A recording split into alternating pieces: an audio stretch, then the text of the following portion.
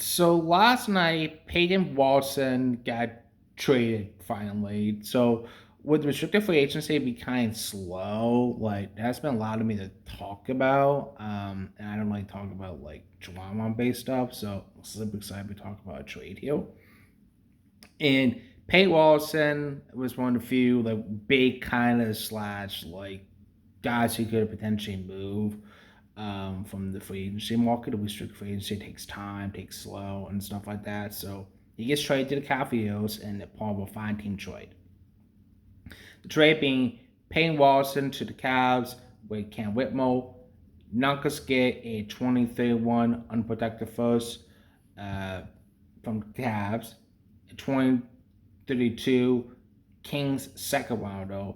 Julian Reeds, who's a two-way player who they get from the Wizards, but he's going to be waived. Just play they added. Clippers were going to get Max Strus as part of the Cavs in the deal. Wizards are going to get Trey Man from the in the trade, a 2027 second round pick via Clippers, who's the 6 pick, and then the Hornets are to get Dan Schroeder, so they get like a backup card. So 5 team trade, all that going in. I've had a chance to think about it like all morning because it came late. I'm like, okay, well let me get a chance to think on it a little bit. Um, the Cavs gave up, I think, a lot for him.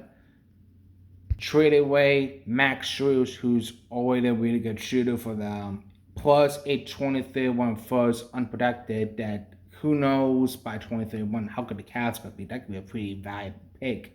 Because if I'm thinking about the near future, the Knicks are going to be really good. The Celtics are going to be really have a chance to be really good. Celtics are going to be in the mix. Patriots are going to be in the mix. So it's like, what is the near future and the Cavs? And by 2031, it's Donovan Mitchell going to be with them. James Harden's probably not going to be with them anymore. So it's going to be a different team. So getting rid of such a unprotected pick for a future first that years from now, like your current team's not going to probably be intact, and who knows going to be good, is extremely valuable for the Nuggets. And for Peyton Watson, who had a breakout year, he could shoot, he could defend a little bit, but it's like how much of that is because of Denver, how much is that part of him. Now we could show the Cam Whitmore file and part of it is fine. I liked him coming out of college. I just think like he's not on his third team. I just kind of think he is what he is, unfortunately, by now. And unless he turns it around, that's cool. So I'm not thrilled for the Cavs giving up what he did to acquire Watson. So probably like I would say like a B minus C plus range if I had to give like a grade of it, but maybe it could go higher. We'll see. Um, no, Denver is probably the one team I really like most out of it.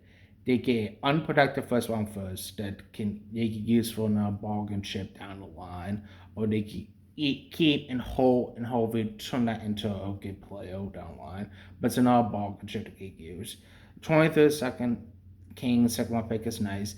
And they get Julian Reeds for who was a two-way player for the Wizards and they waive him. I'm surprised Washington let him go because he showed some flashes in the games he played at the end of last season. He's the brother of Angel Reeds, so I thought he looked pretty good actually. So I'm surprised the Wizards were willing to give him up and now Denver's gonna waive him. So he's gonna be a market to go to another team. I expect him to be a two-way player, but really good job doing that. And I saw reports of them saying that they're targeting DeMar DeRozan, who's still a free agent.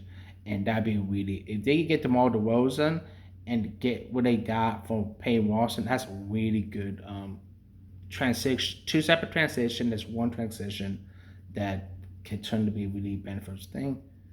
Uh, Max Strus to the Clippers, nice addition. Shooter, he's kind of been floated as someone they were maybe looking to move this whole season. So a nice flyer addition for the Clippers, probably like a side like B minus grade there. Wizards get a nice depth piece and trade man, and they get a non-second round pick, which is really nice. And Holmes get a backup guard Dan Schroeder who could go with what they've been building this offseason. So overall, I understand for most of the teams, Cavs maybe a little too high of a price, but overall, a very interesting trade that just happened.